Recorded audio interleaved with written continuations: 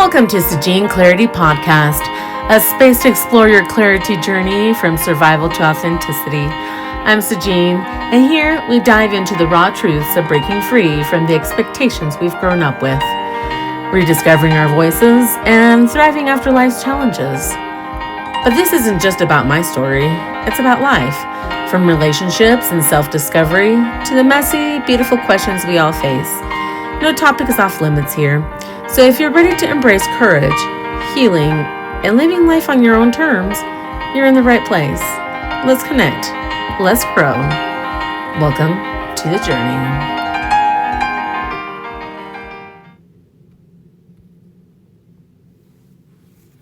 Before we dive in, a quick disclaimer. This podcast is for informational and inspirational purposes only. I'm not a licensed therapist, counselor, or medical professional, and the content shared here is based on our personal experiences and insights. If you're facing significant challenges, please seek the support of a qualified professional. Remember, your journey is unique, and you deserve the care and guidance that is right for you. Well, welcome. I'm excited to bring another amazing topic for all of us to share and to relate to and to grow. Today's title is, Are you worn down from helping others? The aftermath of healing yourself. You were the strong one, the helper, the one everyone leaned on. But what happens when you're the one who's left empty? In this episode, we're talking about the emotional exhaustion that comes from overgiving, especially after toxic relationships, divorce, or years of being the fixer. If you're now left trying to heal yourself without the same support you gave others, this conversation will help you understand why and how to finally come back to yourself. Today we're talking about something that doesn't get said enough, but so many of you are living it. Are you worn down from helping others and now you're left trying to heal yourself? Because there's a very specific kind of exhaustion that comes from this. It's not just being tired. It's not just burnout. It's the kind of exhaustion where you look around and realize, I gave everything I had, and now I don't even know how to take care of myself. If that's you, this episode is for you. So, what is it? The identity of the helper. Let's talk about who you've been. You were the calm one, the understanding one, the one who didn't give up on people. You stayed in conversations longer, you gave more chances, you tried to see the good, even when it hurt. And somewhere along the way, that became your identity. Not just something you did, but who you are. And here's the truth. When your identity becomes the one who helps, you slowly stop asking, who's helping me? So I'm going to ask, how many of you are known as the helper? The one that will stop anything that you are doing and you will go out above and beyond to go help others.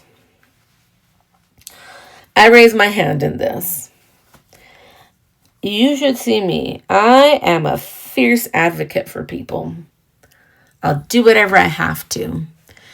But then when it came to me, I always saw a roadblock. I always thought, no one can help me. But yeah, I will look for help for others.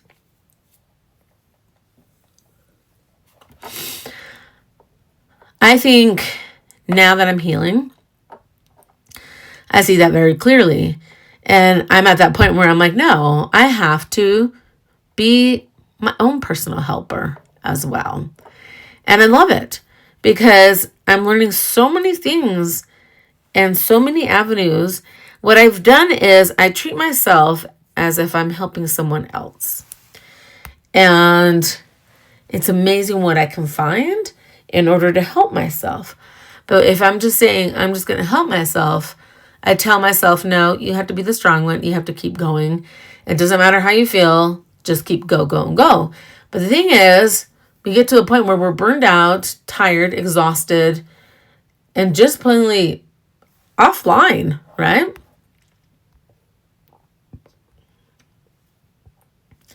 So what it feels like now. Let's name what you might be feeling. Emotionally drained, but still overthinking everything. Wanting space, but feeling guilty for needing it. Struggling to trust people, even yourself. Feeling unseen, even when you're surrounded by others. And one of the hardest ones, you don't know who you are without being needed. Because being needed gave you purpose. But now, you're left with silence. And that silence feels unfamiliar, maybe even uncomfortable. You know, it's so conflicting because I've been working on myself and thinking, why do I do certain things? And when I see, it's almost like polar opposites of how I work, right? You're emotionally drained, but you're still thinking. You're thinking constantly. It becomes a loop, right? And then you want space, but then you feel guilty for having it. I don't know how many of you say, oh, I want space, I want time off. And then you have time off, and then you're thinking, oh my gosh, I have to do this when I go back. And I know some of you might say, no, I don't feel that way. But I feel that way. And I know there's others that feel that way.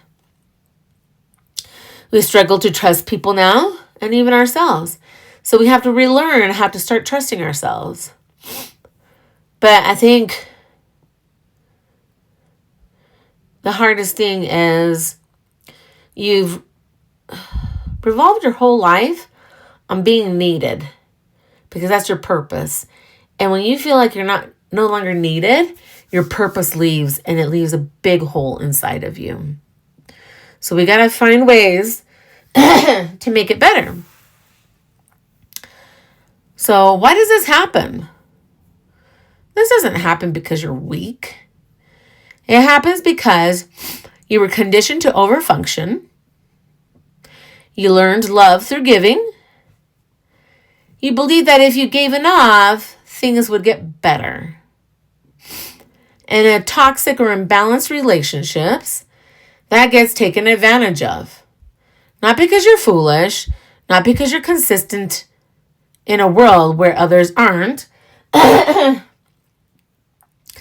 And that consistency becomes something people rely on without respecting.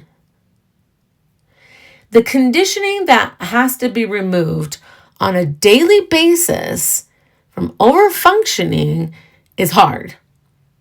Because you feel like if you do one wrong move, something bad's going to happen. And then we think that love is conditional. Because why? Who else is going to give you any type of, response without giving? And how many of us believe by giving enough, things would get better? Those are dynamics that happen in a toxic relationship or toxic environment. We keep thinking, oh no, let's give it some time. We make excuses and then it never gets better and we're always being the ones that get hurt. The breaking point. Okay. So there comes a moment where something shifts. Maybe it was betrayal, an admission, or just complete emotional exhaustion.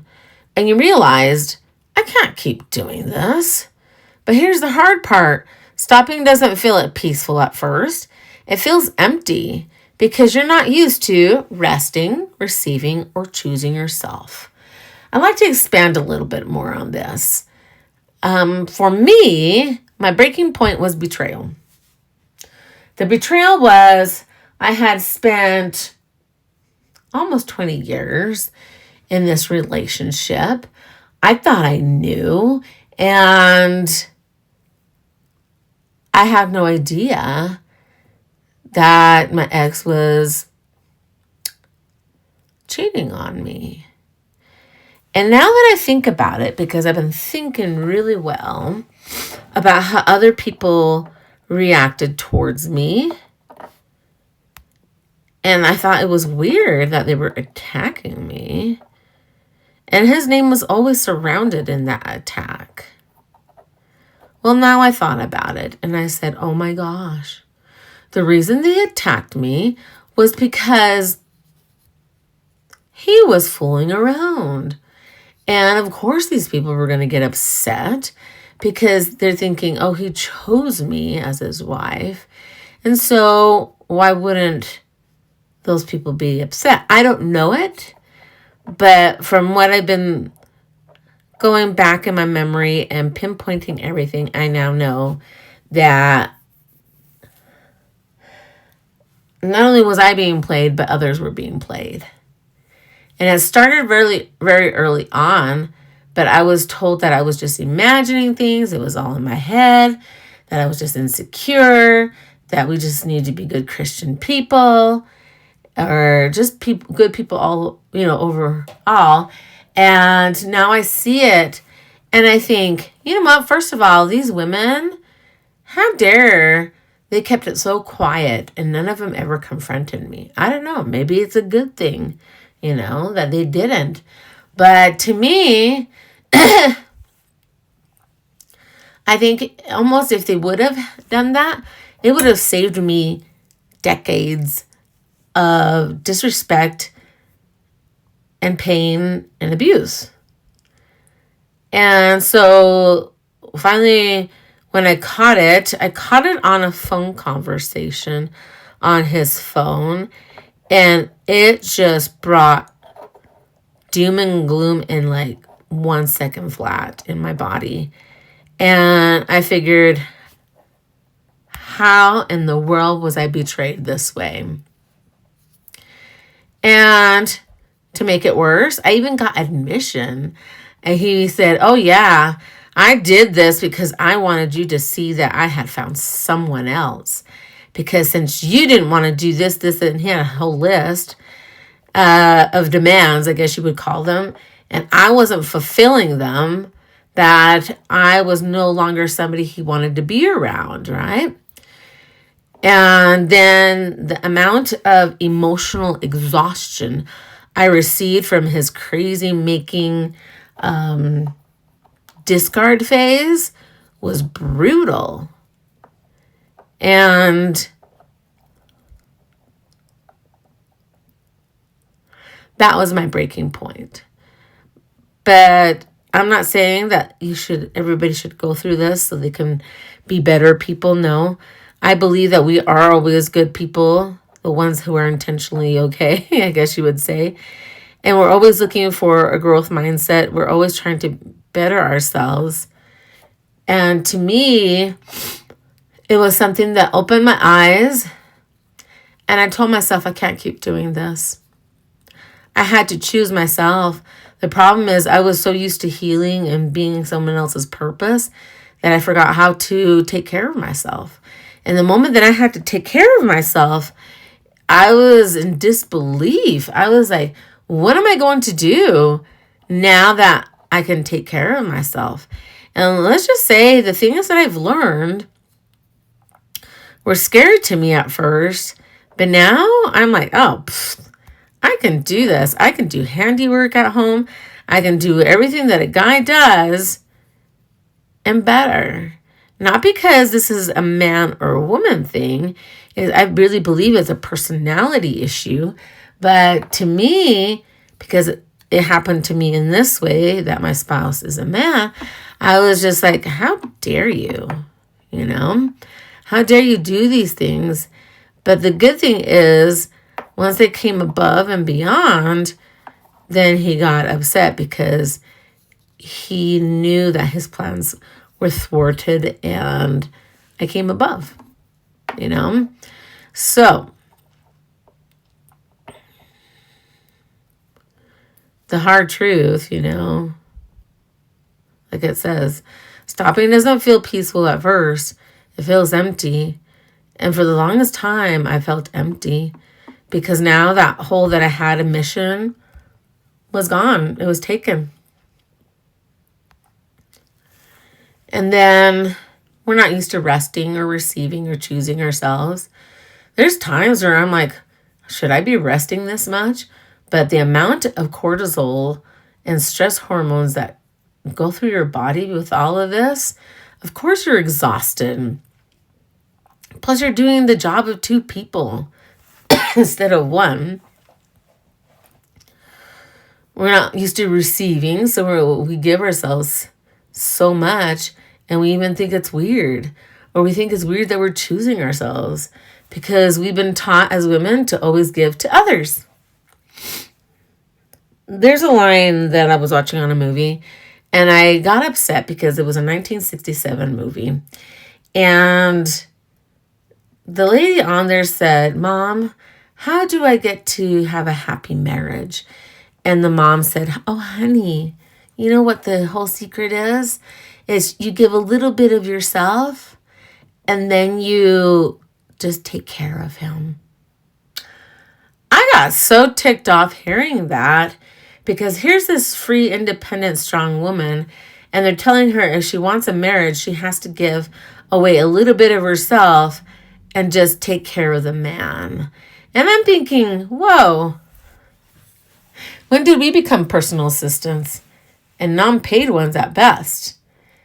And to be told that you have to basically cut out a big chunk of yourself just to keep somebody happy, I don't think that's a good share, because they never told the guy, hey, you're going to have to give a little bit of yourself and love the other person. It's not reciprocated, you know? So I don't want that. And that's why I want something better in my life. So what do? We go to the healing process. Healing isn't becoming who you were before. It's becoming someone who still loves deeply, but has boundaries. Emphasis on the boundaries. Still cares, but doesn't overcarry. Yeah, that's one I had to remember. You cannot carry other people's burdens. Everybody has their fair share. And you come into this world and you have to figure it out. Now, I'm not saying you don't help, but you don't take it over. Here's what that looks like in real life. You pause before responding. You ask, do I actually have the capacity for this? 2, you stop explaining yourself to people who don't listen. 3, you allow people to sit with their own consequences. 4, you rest without earning it. That last one is big because you were taught rest comes after everything is done. But healing teaches you rest is part of how things get done. So what success looks like now? Success isn't being everything to everyone, fixing every problem, or being endlessly available. Success now looks like peace in your own space, saying no without spiraling, feeling safe in your own body again, choosing relationships that don't drain you, and most importantly, you don't abandon yourself anymore. It's really important. I want you to make sure that you do this. Now, I have some 5 journal prompts. It's always the homework I give because I think it's important. 1, where in my life am I still overgiving out of habit instead of choice? 2, what does rest look like for me without guilt attached to it? 3, when did I first learn that my value came from helping others? 4, what boundaries feel uncomfortable but necessary right now? 5, who am I becoming if I stop abandoning myself? And I think my favorite one is this one, when did I first learn that my value came from helping others? I think that came in our toddler years when we were told that if we were really good helpers, then we would get prizes or feel valued or whatnot. It happens straight from preschool all the way up.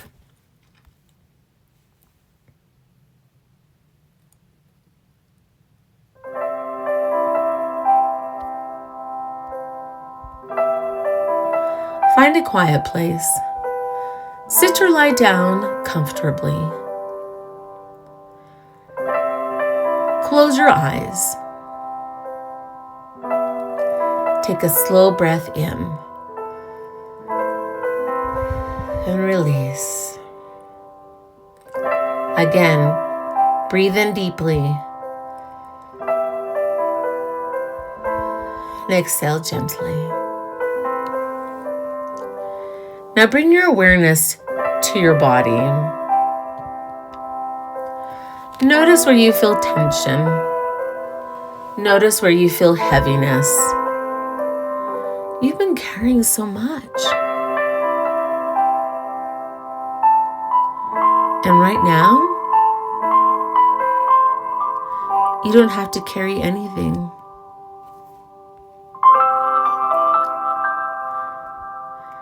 Let your shoulders drop. Unclench your jaw.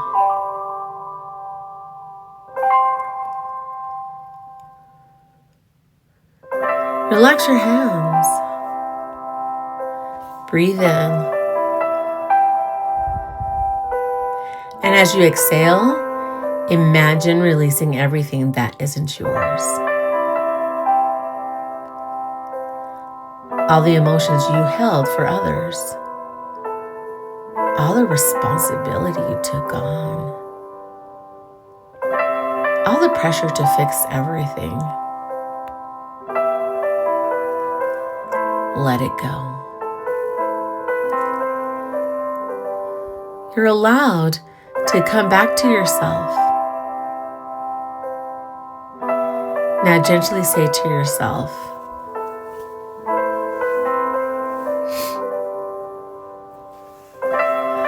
I'm allowed to rest.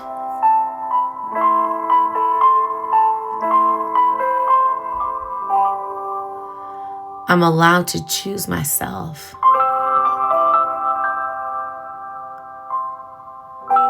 I am safe to let go of what is not mine.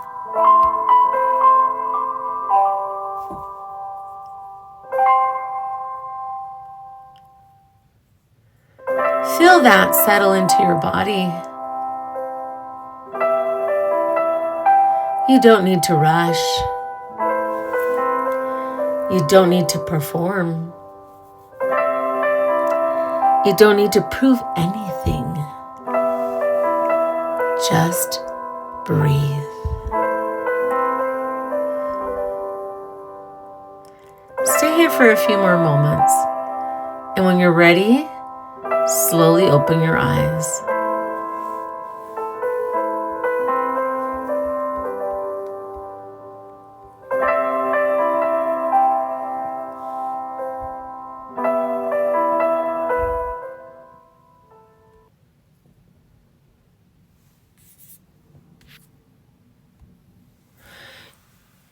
If you're in this phase right now, you're not behind. You're not broken. You're in the process of coming back to yourself. And that changes everything.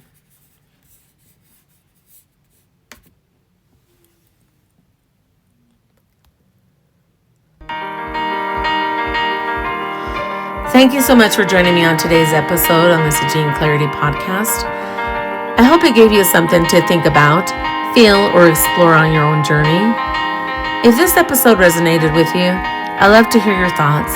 Feel free to share it with someone who might need it or reach out to connect. And if you're looking for a better life, go ahead, visit my Instagram. Look at all my stuff I have there, or my other YouTube shorts. It'll help you out. And until next time, thank you so much.